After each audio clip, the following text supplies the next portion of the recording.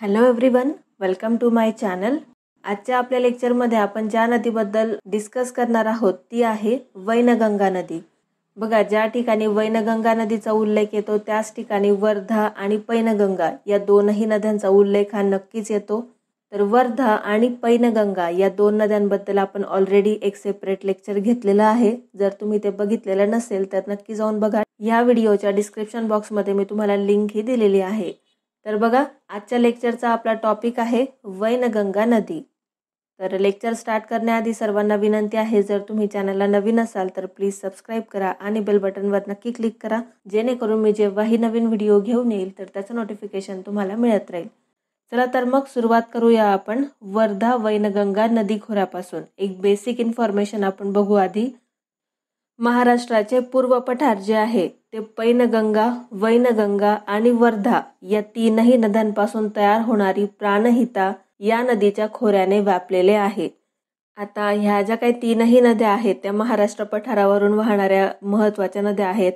वर्धा, वैनगंगा आणि पैनगंगा या तीनही नद्यांचा संगम ज्या ठिकाणी होतो त्या ठिकाणापासून जो मुख्य प्रवाह वाहतो त्या नदीला म्हटलं जातं प्राणहिता नदी।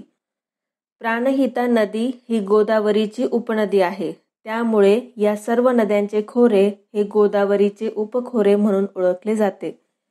आपल्या सर्वांना माहिती आहे की महाराष्ट्रामधलं सर्वात मोठं नदी खोरं कुणाचं आहे, तर गोदावरी नदीचं आहे। एकूण 49.5% क्षेत्र हे एकटं गोदावरी नदी खोऱ्याने व्यापलेलं आहे। प्राणहिता ही गोदावरीची उपनदी आहे आणि त्यामुळे या सर्व नद्यांचे खोरे जे आहे ते गोदावरीचे उपखोरे म्हणून ओळखले जाते। पुढे बघा, वर्धा वैनगंगा नदी खोऱ्यातील नद्यांची लांबी बघून घेऊ आपण। एकूण जेवढ्याही महत्त्वाच्या नद्या येतात या नदी खोऱ्यामध्ये, तर सर्वात पहिली आहे पैनगंगा नदी, ज्याची एकूण लांबी आहे 676 किलोमीटर। वर्धा वैनगंगा नदी खोऱ्यातील सर्वाधिक लांबी असणारी नदी आहे पैनगंगा, एकूण 676 किलोमीटर ती प्रवास करते। दुसरी आहे वैनगंगा नदी, एकूण 295 किलोमीटर ती वाहते। तिसरी आहे वर्धा, एकूण 455 किलोमीटरचा प्रवास ती करते। त्यानंतर आहे यांचा संयुक्त प्रवाह असणारी प्राणहिता नदी, एकूण 120 किलोमीटर वाहत जाते।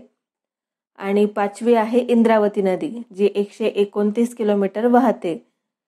तर वर्धा वैनगंगा नदी खोऱ्यातील ह्या पाचही महत्त्वाच्या नद्या आहेत, त्यांची लांबी लक्षात ठेवा।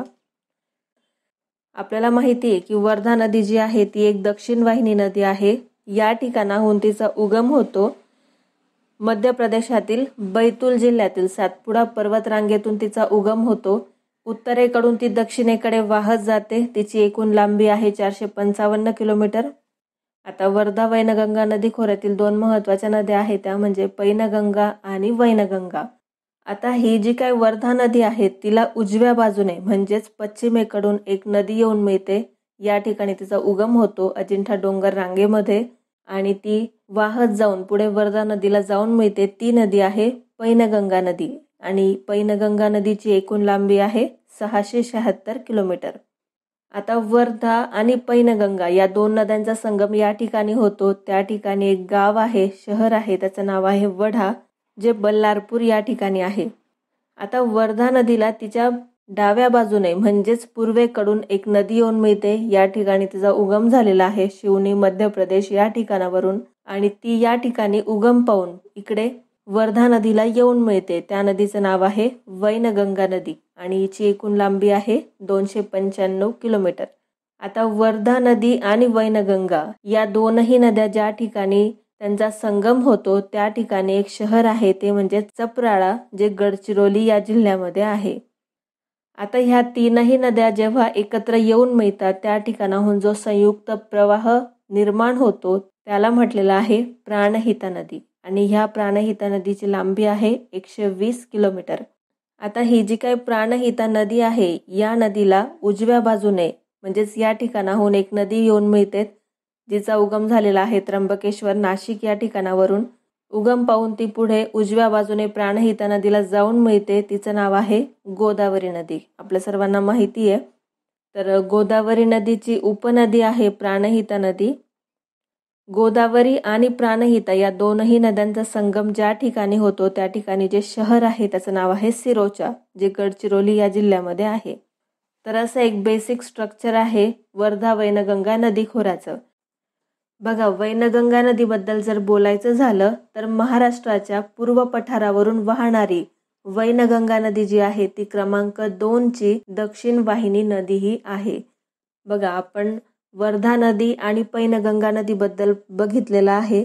वर्धा नदी जी आहे ती महाराष्ट्रातील सर्वात मोठी दक्षिण वाहिनी नदी आहे आणि क्रमांक 2 ची दक्षिण वाहिनी नदी आहे. क्रमांक 2 ची सर्वात मोठी दक्षिण वाहिनी नदी आहे वैनगंगा. आणि पैनगंगा नदीबद्दल जर बोलायचं झालं तर पैनगंगा नदी ही पूर्ववाहिनी नदी आहे आणि ती महाराष्ट्रातली सर्वात मोठी पूर्ववाहिनी नदी ही आहे. आणि वैनगंगा नदीबद्दल पण लक्षात ठेवा, वैनगंगा नदी ही महाराष्ट्राच्या पूर्व भागातून वाहणारी क्रमांक 2 ची दक्षिण वाहिनी नदी ही आहे. हिचा उगम हा होतो मध्य प्रदेश राज्यामध्ये मैकल डोंगर रांगात शिवनी जिल्ह्यात गोपालगंज जवळ झालेला आहे. ठीक आहे, इथे फक्त तुम्ही एवढं लक्षात ठेवायचं आहे, मध्य प्रदेशामध्ये तिचा उगम होतो आणि पुढे महाराष्ट्रातून ती वाहत जाते, दक्षिणेकडे वाहत जाते. दक्षिण वाहिनी नदी ही आहे आणि मैकल डोंगर रांगात तिचा उगम झालेला आहे शिवनी जिल्ह्यात. त्यानंतर बघा, वैनगंगा नदीची महाराष्ट्रातली एकूण लांबी आहे 295 किलोमीटर. ती पण लक्षात ठेवा. आणि ही नदी महाराष्ट्रातल्या कोणत्या कोणत्या जिल्ह्यातून वाहत जाते तर गोंदिया, भंडारा, नागपूर, चंद्रपूर आणि गडचिरोली या जिल्ह्यांच्या सीमेवरून ती वाहते. तर अतिशय महत्त्वाचं आहे, हे तुम्हाला लक्षात ठेवावं लागेल कारण असे किचकट प्रश्न जे आहेत ते विचारले जातात. आता वैनगंगा नदीच्या उजव्या आणि डाव्या तीरावरून येऊन मिळणाऱ्या बऱ्याचशा नद्या आहेत. तर तिला डाव्या बाजूने म्हणजेच पूर्वेकडून येऊन मिळणाऱ्या नद्या आहेत चुलबंद, वाघ, पांगोली, गाढवी आणि खोब्रागडी. आणि तिला उजव्या बाजूने म्हणजेच पश्चिमेकडून येऊन मिळणाऱ्या नद्या आहेत करहान नदी, मूल नदी, सूर आणि बावनथडी. याच्या व्यतिरिक्त ही बऱ्याचशा नद्या आहेत जे आपण पुढे एका स्ट्रक्चरमध्ये बघणारच आहोत. वैनगंगा नदीबद्दल एवढी बेसिक माहिती लक्षात ठेवा. याच्या व्यतिरिक्त तुम्हाला जास्त काही लक्षात ठेवायची गरजही नाही. तर बघा, त्यानंतर आपण बघणार आहोत वैनगंगा नदी व तिच्या उजव्या आणि डाव्या तीरावरील उपनद्या. बघा, आपण मागे बघितलंच आहे की वैनगंगा नदी जी आहे ती महाराष्ट्रातली क्रमांक 2 ची दक्षिण वाहिनी नदी आहे. तर तिचा उगम होतो या ठिकाणी शिवनी जिल्ह्यात मैकल डोंगर रांगात मध्य प्रदेश राज्यामध्ये तिचा उगम हा झालेला आहे. या पद्धतीने ती पुढे दक्षिणेकडे वाहत जाते. तिचं नाव आहे वैनगंगा नदी आणि वैनगंगा नदीची महाराष्ट्रातली एकूण लांबी आहे 295 किलोमीटर. आता वैनगंगा नदीच्या बऱ्याचशा उपनद्या आहेत. तर आपण सर्वात आधी तिच्या पश्चिमेकडून येऊन मिळणाऱ्या म्हणजेच डाव्या तीरावरील उपनद्या बघू. त्यानंतर आपण वैनगंगा नदीच्या उजव्या तीरावरील उपनद्या बघणार आहोत. तर खूप साऱ्या उपनद्या आहेत तिच्या. तर सर्वात पहिली उपनदी आहे या ठिकाणी ती येऊन मिळते, तिचं नाव आहे बावनथडी. दुसरी उपनदी आहे सूर. तिसरी आहे करहान. करहान नदीच्या बऱ्याचशा उपनद्या सुद्धा आहेत. तिला डाव्या बाजूने एक नदी येऊन मिळते या ठिकाणी, तिचं नाव आहे पेच नदी. दुसरी एक नदी तिला उजव्या बाजूने येऊन मिळते या ठिकाणी, तिचं नाव आहे नाग नदी. पुढे अजून एक नदी येऊन मिळते ती म्हणजे चंद्रभागा. आणि ह्या चंद्रभागा नदीला डाव्या बाजूने जी नदी येऊन मिळते तिचं नाव आहे कोलार नदी. तर करहान नदीच्या ह्या बऱ्याचशा उपनद्या आहेत त्या पण लक्षात ठेवा. त्यानंतर पुढची पश्चिमेकडून येऊन मिळणारी नदी आहे वैनगंगा नदीची उपनदी, तिचं नाव आहे मूल नदी. मूल नदीची डाव्या तीरावरील एक उपनदी आहे ती म्हणजे पाथरी आणि नंतर उजव्या तीरावरील एक उपनदी आहे ती म्हणजे अंधारी नदी. तर इत्यादी नद्या आहेत उजव्या तीरावरील, तेवढं लक्षात ठेवा. आणि एक सर्वात शेवटची महत्त्वाची नदी आहे उपनदी, ती म्हणजे या ठिकाणी उगम पावते बैतूल मध्य प्रदेशातून. या पद्धतीने ती पुढे वाहत जाते दक्षिणेलाच. तिचं नाव आहे वर्धा नदी आणि वर्धा नदीची एकूण लांबी किती आहे 455 किलोमीटर. आता ह्या झाल्या वैनगंगा नदीच्या उजव्या तीरावरील उपनद्या. आता आपण बघणार आहोत तिच्या डाव्या तीरावरील उपनद्या. तर सर्वात पहिली डाव्या तीरावरची उपनदी आहे वैनगंगा नदीची, या ठिकाणी ती येऊन मिळते, तिचं नाव आहे वाघ नदी. पुढे एक नदी आहे वाघ नदीला येऊन मिळते डाव्या बाजूने, तिचं नाव आहे पांगोली.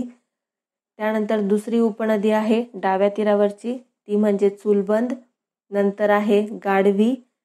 पुढे एक नदी येऊन मिळते तिचं नाव आहे खोब्रागडी. त्यानंतर एक नदी येऊन मिळते पुन्हा, ती म्हणजे पाल नदी. पाल नंतर एक नदी येऊन मिळते काठानी आणि पुढे एक नदी येऊन मिळते ती म्हणजे पोटफोडी नदी. तर वैनगंगा नदीच्या एवढ्या सर्व उपनद्या आहेत. तिच्या डाव्या तीरावरील उपनद्या पण खूप साऱ्या आहेत आणि उजव्या तीरावरच्या पण बऱ्याचशा आहेत. आता आपण बघू वैनगंगा नदी तीरावरील महत्त्वाची शहरं, ज्यावर बऱ्याच वेळेला एक्झाममध्ये क्वेश्चन्स हे विचारले जातात. तर सर्वात पहिलं महत्त्वाचं शहर आहे वैनगंगा नदीवरचं या ठिकाणी, त्याचं नाव आहे भंडारा. त्यानंतर कऱ्हाण नदीवरती एक शहर आहे ते म्हणजे कामठी. पुढे जर आपण गेलो कऱ्हाण नदी काठावरच तर त्याचं नाव आहे नागपूर. नागपूर हे महत्त्वाचं शहर आहे. त्यानंतर अजून पुढे गेलो आपण तर या ठिकाणी ज्या ठिकाणी वर्धा आणि वैनगंगा या दोनही नद्यांचा संगम होतो त्या ठिकाणी जे शहर आहे ते म्हणजे चप्राळा. आणि चप्राळा हे कुठे येतं तर गडचिरोली ह्या जिल्ह्यामध्ये, हे आपल्या सर्वांना माहिती आहे. त्यानंतर बघू आपण वर्धा वैनगंगा नदी खोऱ्यातील संगमस्थळ. संगमस्थळ म्हणजे काय की ज्या ठिकाणी दोन नद्या एकत्र येऊन मिळतात त्याला म्हटलं जातं संगमस्थळ. तर वर्धा आणि वैनगंगा या दोनही नद्या ज्या ठिकाणी एकत्र येऊन मिळतात तिथे चप्राळा हे शहर आहे जे गडचिरोली जिल्ह्यामध्ये आहे. प्राणहिता आणि गोदावरी या दोनही नद्यांच्या संगमावर आहे नगरम सिरोचा गडचिरोली. रामगंगा आणि वर्धा नदी काठावर आहे रामतीर्थ यवतमाळ जिल्ह्यामधील. वर्धा आणि पैनगंगा नदी काठावर आहे घुग्गुस चंद्रपूर जिल्ह्यातील. आणि गोदावरी आणि इंद्रावती या नदी काठावर आहे सोमनूर जे गडचिरोली जिल्ह्यामध्ये आहे. त्यानंतर बघू आपण वर्धा वैनगंगा नदी खोऱ्यातील नदी काठावरील शहरं. तर अशी बरीचशी शहरं आहे वर्धा वैनगंगा नदी काठावर. वर्धा नदी काठावर जे गावं आहेत म्हणजे संगमस्थळं आहेत ते म्हणजे पुलगाव, राजुरा, घुग्गुस आणि कौंडिण्यपूर. वाघाडी नदी काठावर आहे घाटजी. निरगुंडा नदी काठावर आहे वणी. पैनगंगा नदी काठावर आहे मेहकर. वैनगंगा नदी काठावर आपण बघितलं आत्ताच ते म्हणजे भंडारा आणि पवनी ही महत्त्वाची शहरं आहेत. प्राणहिता नदी काठावर आहे अहेरी आणि सिरोचा. अरुणावती नदी काठावर आहे आर्णी हे शहर आणि खुनी नदी काठावर आहे पांढरकवडा हे शहर. हा टेबल पण तुम्ही काढून घ्या म्हणजे तुम्हाला तो रिव्हिजनसाठी कामात येईल. तर आजच्या लेक्चरमध्ये आपण पैनगंगा नदीबद्दल संपूर्ण माहिती ही बघितलेली आहे. आय होप की तुम्हाला आजचं लेक्चर हे आवडलं असेल. जर आवडलं असेल तर प्लीज लाईक करा. काही शंका असेल तर मला कमेंट बॉक्समध्ये तुम्ही नक्की विचारू शकतात आणि आपल्या फ्रेंड्ससोबत नक्की शेअर करा. तसंच जर तुम्ही चॅनलला नवीन असाल तर प्लीज सबस्क्राईब करा आणि बेल बटनवर नक्की क्लिक करा जेणेकरून मी जेव्हाही नवीन व्हिडिओ घेऊन येईल तर त्याचं नोटिफिकेशन तुम्हाला मिळत राहील. धन्यवाद.